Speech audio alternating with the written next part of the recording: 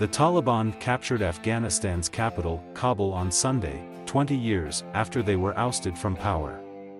So what does it look and feel like the day after its fall? The Taliban are everywhere, at the checkpoints, which used to be official police or army barricades. There is not much panic in the city today, as there was yesterday. The Taliban were controlling traffic, they were searching cars, and they were especially searching those vehicles which used to belong to police and the army. They have taken all those vehicles and they are using them. If there are Taliban fighters themselves driving those vehicles now, they are stopped at checkpoints, too. They told us that they checked these vehicles to make sure they were not looters and thieves disguised as Taliban. The scenes at the airport were catastrophic. On the road there were families, children, young, old, all walking along the 2 kilometers road. People are struggling to flee this country. Most are just waiting, on the green belt in the middle of the road. I'm talking about more than 10,000 people at the airport.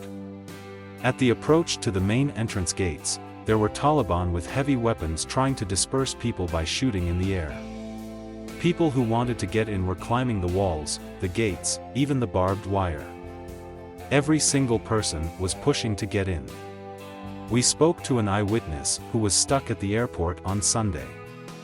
He had a flight to go to Uzbekistan, but it didn't happen. Officials then abandoned the airport.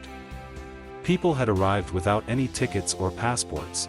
They thought they could get on any plane and be able to fly to anywhere else in the world, the eyewitness said. Thousands of people were stuck inside the airport, without food or water. There were many women and children, and disabled people, too. But if you go into the city center, life appears to be normal. There is a lot less traffic, most of the shops are closed. But people look much calmer than yesterday. Yesterday, everybody was furious. There was a big traffic gridlock.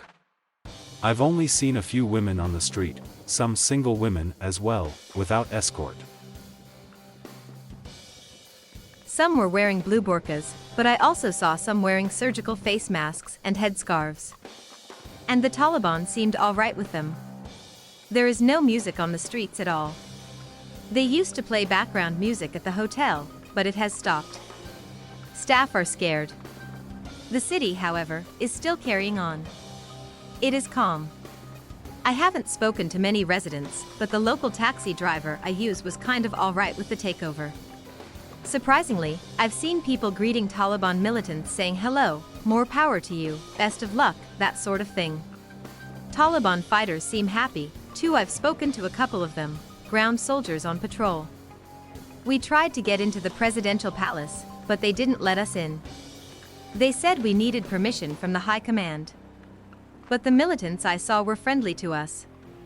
I was scared yesterday a bit, fearful there was going to be violence and things like that. But luckily nothing happened. It was so quiet and calm. I couldn't believe that the capital had changed hands after 20 years, and it was all so quiet.